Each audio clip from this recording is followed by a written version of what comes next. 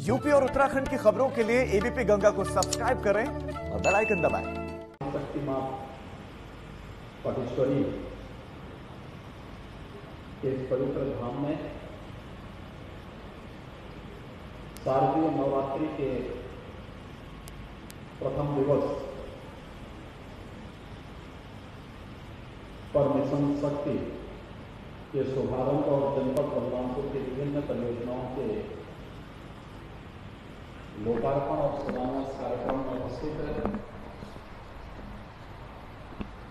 यहाँ के लोकप्रिय माननीय जनप्रतिनिधिगण, माननीय विधायक बलरामपुर श्री परशुराम जी,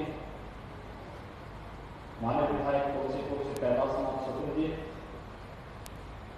माननीय विधायक बड़ौदा श्री राम प्रताप वर्मा जी, लोक जनजाति कला एवं संस्कृति संस्थान के अध्यक्ष सचिव चंद्रराम जी, अपर मुख्य सचिव गृह श्री अवनीश कुमार अवस्थी जी, प्रमुख सचिव मुख्यमंत्री कार्यालय श्री संजय प्रसाद जी, अपर पुलिस महानिदेशक श्री बाबा शेरपा जी, आयुक्त देवपाटन मंडल श्री एसपीएस रंगाराव जी, यूनिसेफ की उत्तर प्रदेश की चीफ मिस रूथ लियोना जी, पूर्व सांसद श्री ददन मिश्र जी, मिशन शक्ति से जुड़े हुए आज के इस कार्यक्रम से जुड़े हुए विभिन्न संगठनों के सभी पदाधिकारीगण, उपस्थित प्रतिभागीगण और इस कार्यक्रम में वैश्विक महामारी कोविड-19 की पूरी गाइडलाइन का पालन करते हुए यहाँ पर उपस्थित सभी उपस्थित मातृशक्ति, उपस्थित बहनें, मैं सबसे पहले आप सबको आदिशक्ति मां भगवती के अनुष्ठान का पर्व शारदीय नवरात्रि के प्रथम दिवस पर हृदय से आप सबको मैं बधाई देता हूं। आप सबको इस अवसर पर आपका अभिनंदन भी करता हूं और शारदीय नवरात्रि की अपनी शुभकामनाएं भी आप सबको देता हूं। भारत की सनातन धर्म की परंपरा में नारी शक्ति के प्रति समाज का क्या भाव होना चाहिए, ये पर्व इसके उदाहरण है। नारी शक्ति की प्रतीक है, इसके लिए हम लोग शारदीय नवरात्रि में और वासंतिक नवरात्रि में अनेक प्रकार के अनुष्ठान करते हैं और ये अनुष्ठान हजारों वर्षों से चल रही भारत की सनातन परंपरा का एक महत्वपूर्ण पार्ट है, इसका एक हिस्सा है। लेकिन व्यावहारिक जीवन में भी नारी को शक्ति के रूप में हम प्रस्तुत कर सकें, आगे के भाव हम सबके मन में कब आएगा और इसी भाव को आगे बढ़ाने के लिए आज उत्तर प्रदेश सरकार ने उत्तर प्रदेश में एक नए अभियान का शुभारंभ किया है। प्रातः 10 बजे इस कार्यक्रम को प्रदेश की महामहिम राज्यपाल श्रीमती आनंदीबेन पटेल जी ने लखनऊ में इस कार्यक्रम का शुभारंभ किया है और मुझे स्वयं आदिशक्ति मां भगवती पाटेश्वरी के इस धाम पर इस कार्यक्रम का शुभारंभ करने का अवसर प्राप्त हो रहा है। मैं इस अवसर पर आप सभी का, प्रदेश की सभी माताओं बहनों का हृदय से अभिनंदन करता हूं, उन्हें शारदीय नवरात्रि की बधाई देता हूं और अपनी शुभकामनाएं भी देता हूं। आज हम लोग बहुत सारी परियोजनाओं का यहाँ पर शिलान्यास और लोकार्पण भी कर रहे हैं। जनपद बलरामपुर इसका अपना महत्व है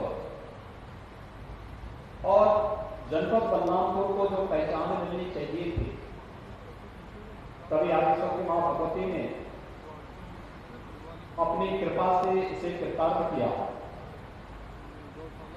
बलरामपुर स्टेट के माध्यम से लोक कल्याण के लिए कार्यक्रम किसी कालखंड में चले थे।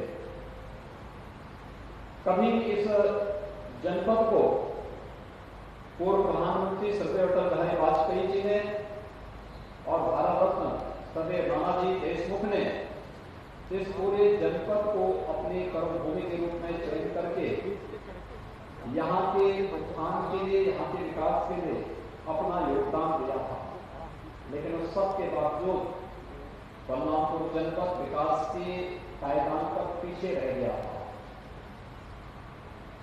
नीति आयोग आदरणीय प्रधानमंत्री जी के मार्गदर्शन में कार्य करते हुए देश के अंदर कुल 115 जनपदों का चयन करता है और उनमें जो आकांक्षात्मक जनपद होते हैं उनमें से बलरामपुर भी एक आ जाता है। तो स्वास्थ्य में, शिक्षा में, रोजगार में, कृषि के क्षेत्र में या अन्य वे 6 महत्वपूर्ण सेक्टर हैं जिन क्षेत्रों में देश के सामान्य जनपदों की विकास की दौड़ से जनपद पिछड़ गए हैं।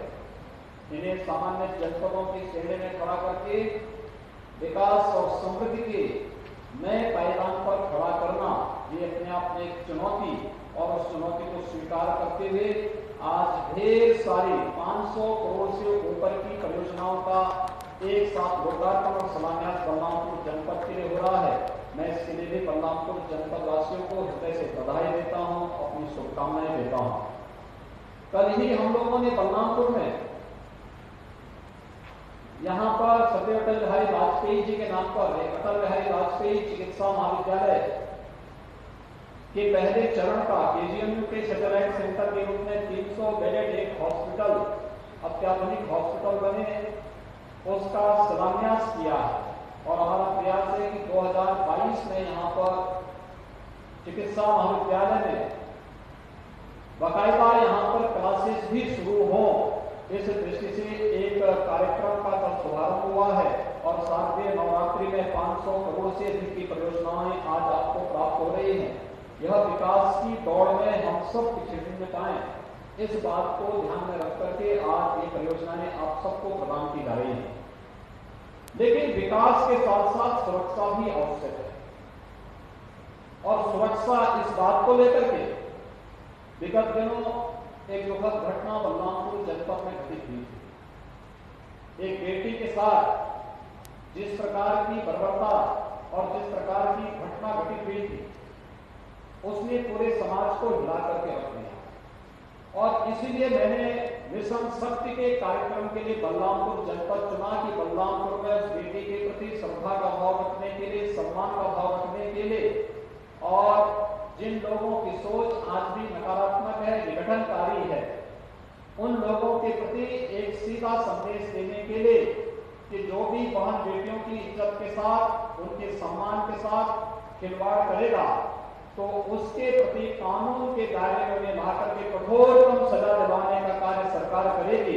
इसलिए मिशन शक्ति के इस कार्यक्रम को आदिशक्ति मां भगवती के इस पावन धाम से शुभारंभ करते हुए मुझे बहुत प्रसन्नता की अनुभूति हो रही है कि हम हर बेटी को, हर बहन को सुरक्षा की पूरी गारंटी दे सके, उनके सम्मान की गारंटी दे सके और उनके स्वावलंबन के लिए कुछ अलग से नए कार्यक्रम को आगे बढ़ा सके। यह एक अभियान आज से हम लोग पूरे प्रदेश के अंदर एक साथ प्रारंभ कर रहे हैं। मैं कल उत्तर प्रदेश बेसिक शिक्षा परिषद के 31,227 हम लोगों ने नए शिक्षकों के भर्ती के कार्यक्रम को आगे बढ़ाया और इतने लोगों को हमने नियुक्ति पत्र दिए। और मुझे बहुत सुखद अनुभूति हो रही थी कि मांग तो होती है कि महिलाओं को 33% आरक्षण मिलना चाहिए, लेकिन कल के जब मैंने रिजल्ट देखे तो मैंने देखा उसमें तो 33 क्या उससे भी ज्यादा प्रतिशत महिलाओं का है। और उन्होंने अपनी मेहनत से, अपने परिश्रम से उन्होंने अपना स्थान बनाया है और सम्मानजनक स्थान प्राप्त करके उन्होंने शिक्षा की जो आधारशिला है बेसिक शिक्षा परिषद में बहुत अच्छी संख्या में बालिकाओं ने स्थान प्राप्त करके शिक्षक बनकर के समाज के निर्माण की नींव को और मजबूत करने के लिए वे अपना योगदान दे रही हैं। हमारे लिए सुखद अनुभूति का दिन कल का भी था और आज एक बार फिर से मैं आपके बीच में यहाँ पर उपस्थित हुआ हूँ आपसे इस बात को कहने के लिए कि आज जो कार्यक्रम हमारा प्रारंभ हुआ है ये शारदीय नवरात्रि के इन 9 दिनों तक तो चलेगा। इन 9 दिनों तक मिशन शक्ति का कार्यक्रम अलग अलग विभाग, पुलिस विभाग भी, शिक्षा विभाग भी, महिला और बाल विकास विभाग भी, साथ साथ जितने भी हमारे जो विभाग हैं, चाहे वह ग्रामीण विकास है, पंचायती राज है, नगर विकास है, औद्योगिक विकास है, सूक्ष्म लघु मध्यम उद्यम विभाग है, कृषि विभाग है, उससे जुड़े हुए जितने भी विभाग उत्तर प्रदेश शासन के ये सभी विभाग इस कार्यक्रम को एक साथ अपने अपने क्षेत्र में इस कार्यक्रम को प्रारंभ करेंगे और वहां पर ये तीनों बातें, महिलाओं की सुरक्षा, उनका सम्मान और उनके स्वावलंबन के कार्यक्रम को एक साथ चलाते हुए व्यापक पैमाने पर पहले चरण में जागरूकता का कार्यक्रम कि महिला सुरक्षा, महिला सम्मान और महिला स्वावलंबन के लिए हर विभाग अपने अपने स्तर पर व्यवस्थित तरीके से पहले चरण में जागरूकता का कार्यक्रम, जागरूकता के कार्यक्रम के बाद जहां पे लगता है कि लापरवाही विभागीय स्तर पर हो रही है तो विभागीय स्तर पर जवाबदेही, अगर लगता है कि समाज के कुछ ऐसे लोग जो शांति और सौहार्द के दुश्मन हैं और समाज के कहीं न कहीं सभ्य समाज के मार्ग में बाधक हैं, तो उस चरण में हम उन लोगों के काउंसलिंग की व्यवस्था करेंगे और तीसरे चरण में व्यापक पैमाने पर जब ऑपरेशन शक्ति का एक कार्यक्रम आगे चलेगा, ऐसे लोगों को चिन्हित करके उन्हें दंडित करवाना, कानून के दायरे में ला करके दंडित कराना और उस क्रम में फिर आगे चल करके सभ्य समाज के दुश्मन कौन लोग हैं, ऐसे लोगों की फिर तस्वीरें चौराहे पर लगा करके समाज को ऐसे लोगों का बहिष्कार करने के लिए भी एक व्यापक कार्यक्रम को हम लोग आगे बढ़ाने की दिशा में आज आपके बीच आए हैं। इस दौरान प्रदेश के अंदर 1535 थाने हैं। इन 1535 थानों में तहसीलों में भी लगभग 350 तहसील उत्तर प्रदेश में है। इन 350 तहसीलों में एक महिला हेल्प डेस्क बनाया जाएगा।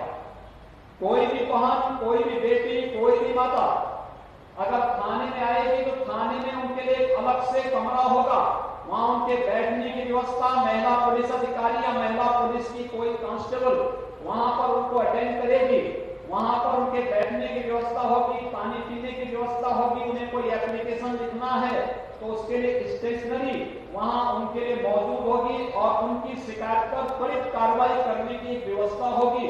ये सारी चीजें वहां पर हम लोग इस दौरान करेंगे कि सभी 1535 थानों में 350 तहसीलों में इस प्रकार की एक व्यवस्था हम लोग देने जा रहे हैं, जहां पर महिलाओं को किसी भी प्रकार की कोई समस्या होती है, समाज के दुश्मनों से या किसी भी प्रकार के दुश्मनों से कोई समस्या होती है, तो वहां पर हम लोग उन लोगों की सुरक्षा के लिए व्यवस्था करने जा रहे हैं। इसके साथ ही महिला संबंधी अपराध में त्वरित कार्रवाई होना, त्वरित कार्रवाई करने के साथ इस मामले में एक समय सीमा के अंदर चार्जशीट दाखिल करना, प्रोसिक्यूशन को आगे बढ़ाना और फिर अपराधियों को सजा करवाना। पिछली बार आपने देखा होगा यहां श्रावस्ती जनपद में एक मामले में बालिका के साथ हुई घटना के मामले में 1 सप्ताह के अंदर अपराधी को सजा करवाई गई थी और ऐसे ही सिद्धार्थनगर जनपद में भी इसी प्रकार की घटना, एक दुर्भाग्यपूर्ण घटना में 27वें दिन अपराधी को आजीवन कारावास की सजा सुना दी गई थी। यानी न्यायालय का गठन भी उसी तर्ज पर करने की सहमतियों में कार्य निरंतर करें, इसके लिए भी हम लोगों ने पूरी तैयारी कर ली है कि हम लोग जागरूकता का भी कार्यक्रम करेंगे, काउंसलिंग का कार्यक्रम भी करेंगे और अगर अपराधी अपनी हरकतों से बाज नहीं आएगा तो चौराहे पर उसकी फोटो चस्पा करके सामाजिक बहिष्कार और ऐसे लोगों को सजा कराने की कार्रवाई को भी हम लोग पूरी मजबूती से कार्य करेंगे। ये कार्यक्रम बृहद स्तर पर आगे बढ़ाने का एक कार्यक्रम हमारा चलेगा। इसके साथ ही हम लोगों ने यह भी तय किया कि अलग अलग विभाग, अलग अलग संगठन, अलग अलग संस्थाएं सबका सहयोग लेके, सरकारी विभाग, सरकार के 24 विभाग हैं, ये सभी 24 विभाग इसके साथ जुड़ रहे हैं।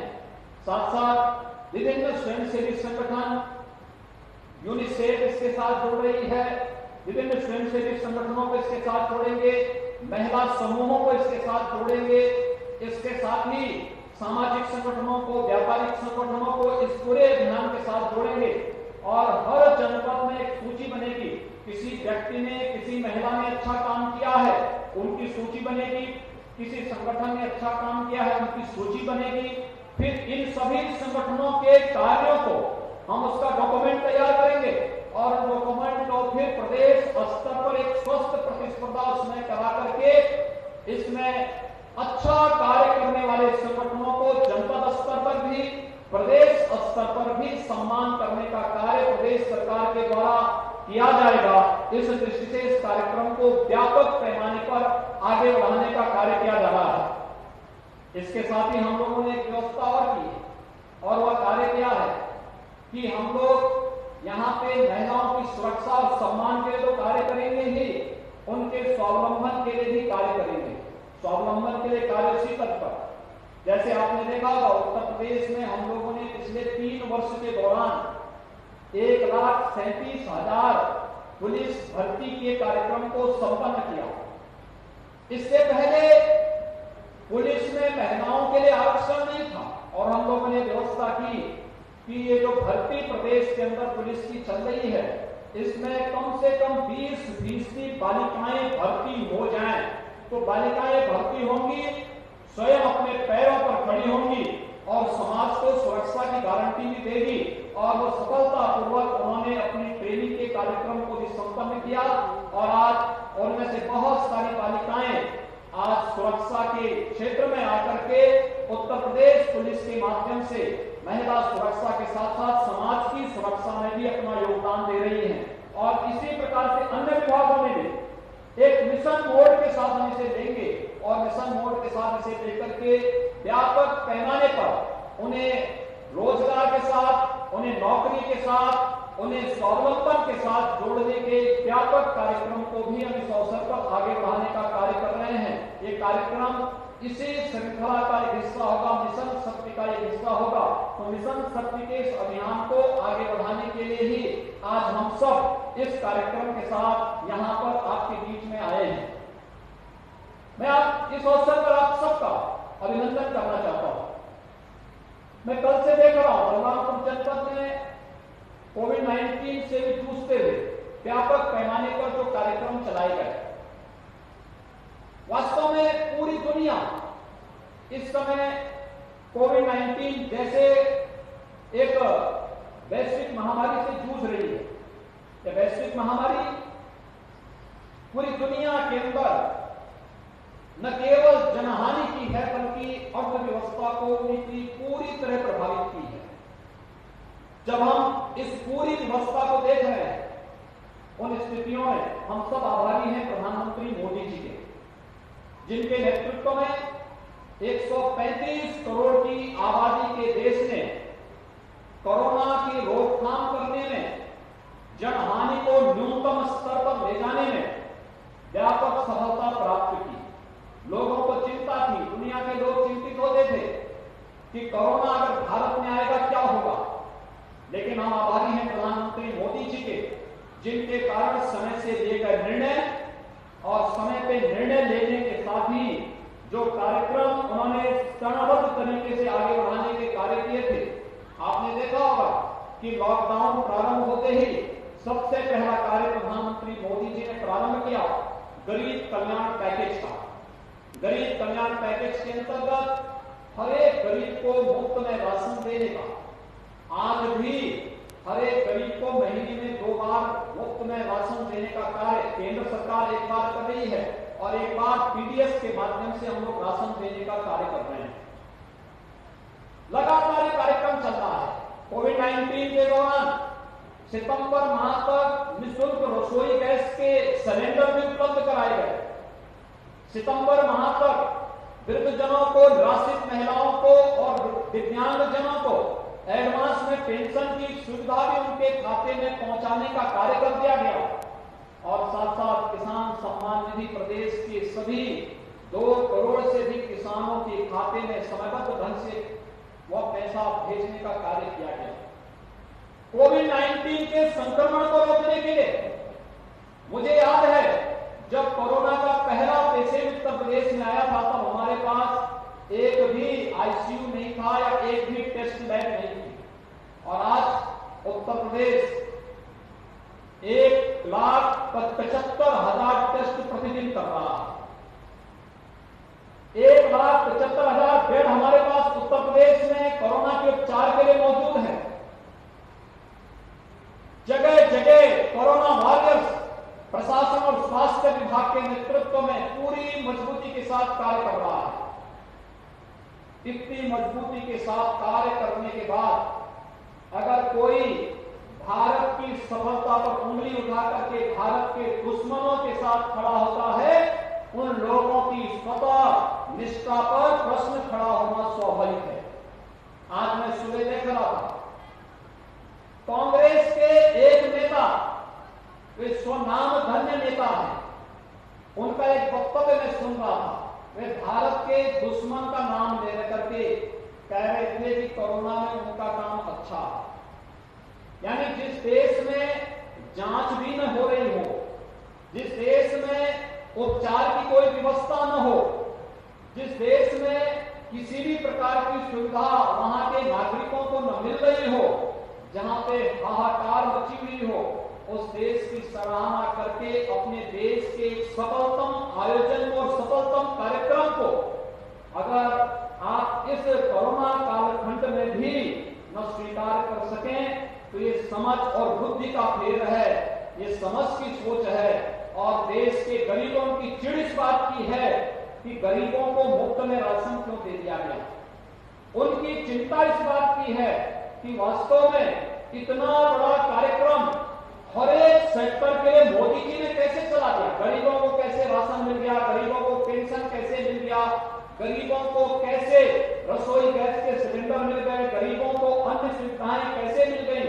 और उसी प्रकार से 20 लाख करोड़ रुपए का आत्मनिर्भर भारत का पैकेज, चाहे वह 1 लाख करोड़ का कृषि इंफ्रास्ट्रक्चर का हो, चाहे सूक्ष्म लघु मध्यम उद्यम के क्षेत्र में जो हमारे देश के हस्तशिल्पी कार्य कर रहे हैं उनके आत्मनिर्भर बनाने का हो, चाहे वह भारत के आत्मनिर्भर का मार्ग प्रशस्त करने वाले इस जो परंपरागत उद्यम है इसके स्वावलंबन के लिए जो कदम उठाए गए हैं उससे चिढ़ करके आज विरोधी दल जिस प्रकार का प्रलाप कर रहे हैं, ये वास्तव में बहुत ही निंदनीय कृत्य है। यानी भारत के स्वाभिमान और सम्मान को कम करने वाला है। ये वही लोग हैं जो देश की सीमाओं की रक्षा करने वाले सैनिकों के शौर्य और पराक्रम को कम करके आंकते हैं और दुश्मन का महिमामंडन करने का कार्य करते हैं।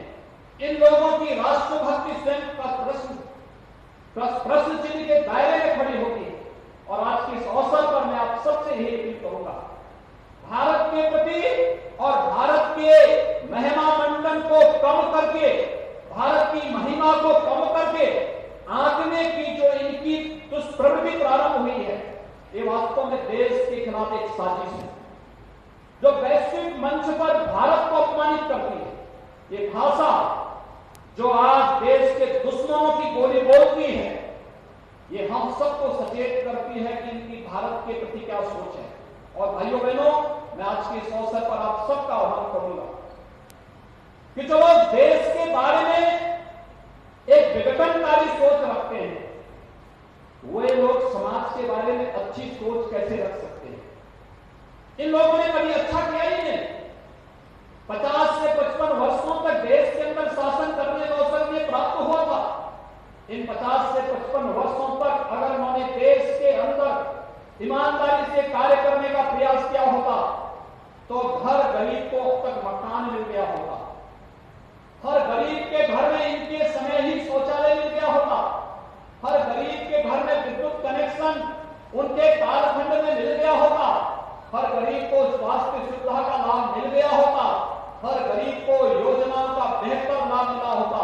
लेकिन देश में आजादी के 70 वर्ष व्यतीत हुए, सर्वाधिक दिनों तक 55 वर्षों तक जिन्होंने देश के अंदर शासन किया, प्रदेश में सबसे अधिक समय तक जिन्होंने शासन किया, उन लोगों को गरीबी तो नारा के रूप में भले ही उन्होंने लगाया लिया हो, लेकिन गरीबों की सही मायने में उत्थान और कल्याण का मार्ग प्रशस्त करना है, कभी भी ईमानदारी पूर्वक उन्होंने नहीं किया।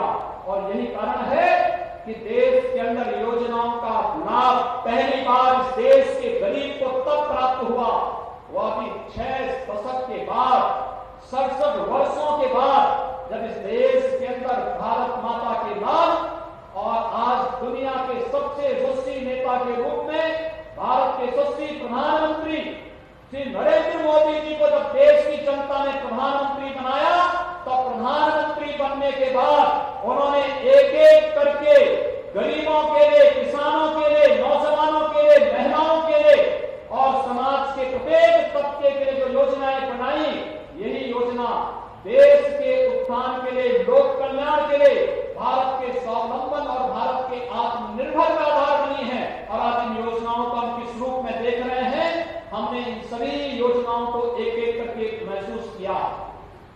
आपने देखा होगा कि प्रधानमंत्री आवास योजना बिना भेदभाव के, न जाति का भेद, न मत का भेद, न मजहब का भेद, न क्षेत्र का भेद, न भाषा का भेद, सबका साथ, सबके विकास की भावना के रूप देश के अंदर 3 करोड़ से भी गरीबों को एक एक आवास मिल जाना, 4 करोड़ गरीबों को देश के अंदर निःशुल्क विद्युत का कनेक्शन मिल जाना, 8 करोड़ गरीबों को निःशुल्क रसोई गैस का कनेक्शन मिल जाना, 12 करोड़ गरीबों, गरीब किसानों को प्रधानमंत्री किसान सम्मान निधि का लाभ मिल जाना, 37 करोड़ गरीबों को बैंक में जनधन अकाउंट का खाता खुल जाना, 50 करोड़ गरीबों को देश के अंदर आयुष्मान भारत में निःशुल्क 5 लाख रुपए की सालाना स्वास्थ्य सुविधा का लाभ मिल जाना। ये जितने भी कार्यक्रम हुए हैं, ये सभी कार्य एक व्यवस्थित तरीके से प्रधानमंत्री नरेंद्र मोदी जी के ध्यान का हिस्सा है। और प्रधानमंत्री मोदी जी के कारण ही आज राशन गरीब के साथ, गरीब के घर में पहुंचाने का कार्य हो रहा है। गरीब के खाद्यान्न पर कोई भी डकैती डालने का कार्य नहीं कर सकता है।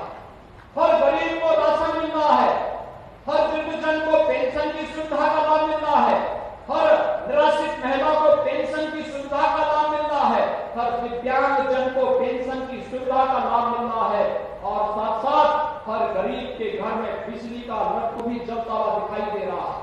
यह है सरकार की योजना। आगे ये काम कांग्रेस ने, सपा ने, बसपा ने और अन्य दलों को, जिन्हें केंद्र और प्रदेश में शासन करने का अवसर मिला, ये लोग ये कार्य क्यों नहीं कर पाए? क्योंकि विकास उनकी सोच में नहीं था, विकास उनकी सोच में नहीं था। गरीब, किसान, नौजवान, महिलाएं उनके एजेंडे में कभी नहीं थे। उनके एजेंडे में जाति था, परिवार था, मत और मजहब के आधार पर विभाजन था, दंगा फसाद था, विभाजन था। कभी देश का विभाजन कराया और फिर समाज का विभाजन जातीयता के आधार पर करवा करके वे फिर दंगा करवाना चाहते हैं। आपने देखा होगा बलरामपुर जनपद में घटित दुर्भाग्यपूर्ण घटना में इन लोगों के पास कोई जवाब नहीं था। इन लोगों ने, प्रशासन ने त्वरित कार्रवाई की, दुष्कर्मी और हत्यारे को जेल के अंदर बंद किया और मामला फास्ट ट्रैक कोर्ट में भी जा रहा है और हम उसको सजा दिलवा करके रहेंगे और दुष्कर्मी के साथ के जितने भी दोषी होंगे कोई बचने नहीं पाएगा। इस सरकार ने पहले ही ऐलान कर रखा है कि प्रदेश में बहन और बेटियों की सुरक्षा और सम्मान में सेंध कोई नहीं लगाएगा। उसकी जगह कहां होनी है ये कानून तय करेगा। और कानून के दायरे में लाकर के कड़ी से कड़ी सजा दिलाने का कार्य से लोगों को करेगी सरकार और इसके लिए पूरी तैयारी सरकार ने की है। लेकिन मैं पूछना चाहता हूं, सभी दलों से मैं पूछना चाहता हूं, सभी राजनीतिक दलों को जो जातीय विस्फोटन करके प्रदेश में जातीयता का जहर घोल करके फिर से विभाजन विकास को महत्व देने वाली सरकार के सामने जातीय विभाजन की रेखा फिर से खींचना चाहती हैं। मैं उनसे पूछना चाहता हूं, जब उन्हें केंद्र और प्रदेश में शासन करने का अवसर प्राप्त हुआ था तब उन्होंने विकास क्यों नहीं किया? तब उन्होंने गरीबों के लिए मकान क्यों नहीं बनाए? मैं तो कह सकता हूं कि हमारी सरकार ने 3 वर्ष के अंदर प्रदेश के अंदर 30 लाख गरीबों को प्रधानमंत्री आवास में एक आवास उपलब्ध कराया। 2 करोड़ 61 लाख से अधिक गरीबों को स्वच्छ भारत मिशन में एक शौचालय उपलब्ध करवाया। 1 करोड़ 24 लाख से अधिक गरीबों को निःशुल्क विद्युत के कनेक्शन उपलब्ध कराए। 46 लाख गरीबों को हम लोगों ने उज्ज्वला योजना में एक रसोई गैस का कनेक्शन उपलब्ध करवाया। और यही नहीं, हम लोगों ने प्रदेश के अंदर प्रदेश की 24 करोड़ की जनता में से ज्यादातर लोगों को आयुष्मान भारत में, और जो लोग आयुष्मान भारत में कवर नहीं होते थे उन्हें मुख्यमंत्री जन आरोग्य योजना के अंतर्गत उन्होंने हमें 5 लाख रुपए की सालाना स्वास्थ्य बीमा का कवर भी हमारी सरकार ने दिलाया है। हर गरीब को राशन कार्ड की सुविधा हमारी सरकार ने उपलब्ध कराया है। प्रदेश में विद्युत की सुविधा जनपद मुख्यालयों में 22 से 24 घंटे के लिए, ग्रामीण क्षेत्र में 18 से 20 घंटे के लिए हमारी सरकार ने उपलब्ध करवाया है और गांवों की कनेक्टिविटी को भी बेहतर करने का कार्य किया है। 1947 से 2016 तक प्रदेश में कुल 12 गवर्नमेंट मेडिकल कॉलेज बन आए थे। और भाइयों बहनों, कल जिस मेडिकल कॉलेज का शिलान्यास मैंने आपके जनपद में किया है, जब मैं इसको जोड़ूंगा तो प्रदेश में वर्तमान में पिछले 3 वर्ष के दौरान 30 नए गवर्नमेंट मेडिकल कॉलेज का निर्माण कार्य वर्तमान में सरकार कर रही है। आप सोचिए, 70 वर्षों में मात्र 12 और 3 वर्ष में 30 मेडिकल कॉलेज प्रदेश के अंदर वर्तमान में बन रहे हैं। ये है सरकार की स्पीड, कार्य करने की स्पीड। और इसीलिए जो लोग ये विकास के कार्य जिन्हें अच्छे नहीं लगते, जिन्हें विकास अच्छा नहीं लगता, जिन्हें देश में गरीबों का उत्थान अच्छा नहीं लगता, जिसे नारी गरिमा और सम्मान की रक्षा का कार्य अच्छा नहीं लगता, वही लोग सरकार की नीतियों पर भी प्रश्न खड़ा कर रहे हैं। वही लोग देश की सुरक्षा के सामने स्वयं प्रश्न खड़ा करने का प्रयास कर रहे हैं। और वही लोग जो भारत के आज दुनिया में प्रधानमंत्री मोदी जी के नेतृत्व में भारत की दमक को, भारत एक सुरक्षित भारत, एक भारत श्रेष्ठ भारत, एक सुरक्षित और समृद्ध भारत, जिन्हें अच्छा नहीं लग रहा है। दुनिया के अंदर भारत की गौरव और महिमा जब पूरी दुनिया गा रही हो, जिन्हें अच्छा नहीं लगता वही लोग आज पाकिस्तान का गुणगान भी करते हुए दिखाई दे रहे हैं। ये लोग देश के दुश्मनों की भाषा बोलने का कार्य कर रहे हैं। जो लोग जातीयता के आधार पर लड़ा रहे हैं, जाति मत और मजहब के आधार पर दंगा फसाद करने का षड्यंत्र कर रहे हैं, इनके षड्यंत्रों को आपने देखा होगा कि कैसे अंतर्राष्ट्रीय साजिश में आकर के देश में आबादी के लिहाज से सबसे बड़े प्रदेश में कैसे दंगा भड़काने की साजिश इनके द्वारा की गई।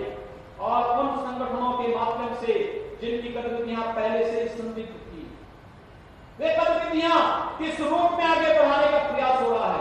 लेकिन आपको आश्वासन देने के लिए मैं आया हूं, प्रदेश की 24 करोड़ जनता को मैं आश्वासन देने के लिए आया हूं कि प्रदेश की सुरक्षा में सेंध लगाने वाले के लिए उत्तर प्रदेश की धरती में कोई जगह नहीं होगी। उत्तर प्रदेश में सुरक्षा के साथ कोई खिलवाड़ नहीं कर पाएगा। और दंगा फसाद करने वाला कोई भी व्यक्ति हो, अगर प्रदेश में दंगा फसाद करने का प्रयास करेगा तो वह समझ ले उसकी जगह कहां होनी है। उसके खिलाफ जितनी सख्ती से भी कार्रवाई होनी होगी, सरकार उतनी सख्ती के साथ कार्य करेगी। इसके साथ ही मैं आप सबको आह्वान करना चाहूंगा, ये हमारी सामूहिक जिम्मेदारी बनती है। मिशन शक्ति का जो कार्यक्रम आगे बढ़ा है, ये मिशन शक्ति का कार्यक्रम समाज की सामूहिक जिम्मेदारी है। शासन प्रशासन आपके साथ आपके साथ कदम से कदम मिलाकर के चलेगा। हमें इसकी शुरुआत परिवार से करनी होगी। परिवार का एक एक व्यक्ति, एक एक सदस्य पहले अपने परिवार में हम माताओं के साथ, बहनों के साथ, बेटियों के साथ भेदभाव करना बंद करें।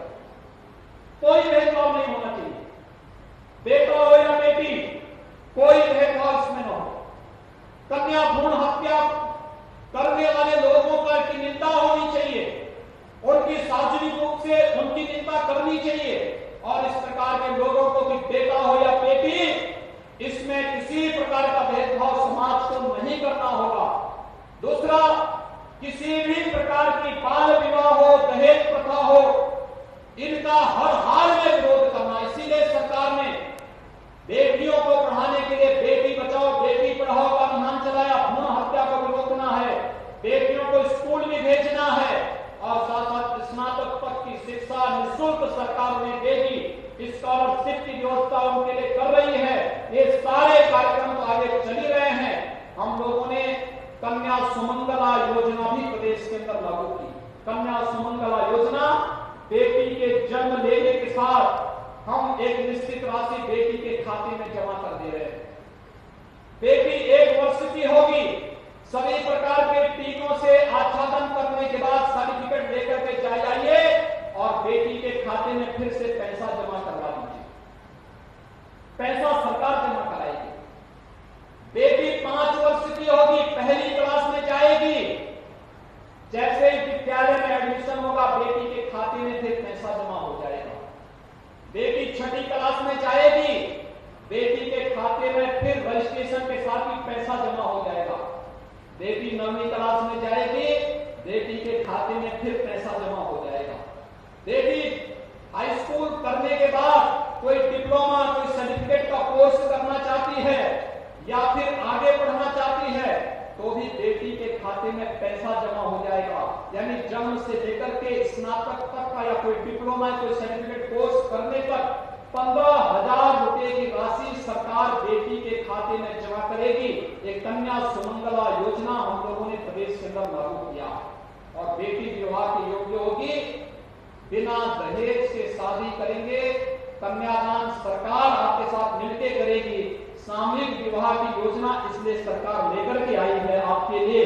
बृहद पैमाने पर कार्यक्रम करिए, बजट की कोई कमी नहीं आने दी जाएगी। ये सरकार आपको आश्वासन देने के लिए आई है। लेकिन साथ साथ हम घर से प्रारंभ करें। बेटी हो या बेटा, कोई भेदभाव नहीं होगा।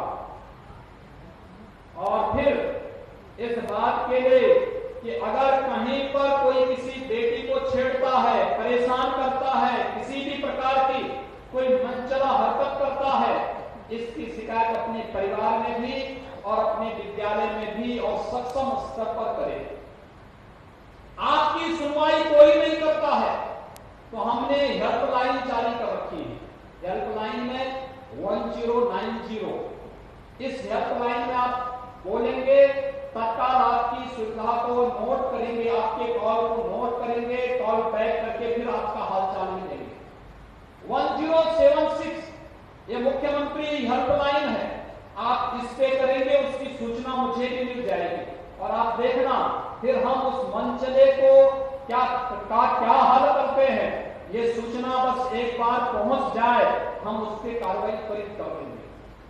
181 ये घर के अंदर होने वाली किसी भी प्रकार की हिंसा, बालिका के साथ, बहू के साथ, बेटी के साथ, किसी भी प्रकार की घर के अंदर होने वाली हिंसा में इस पे कॉल करेंगे, ये तत्काल इसकी जानकारी इस हेल्पलाइन में भी मिलेगी।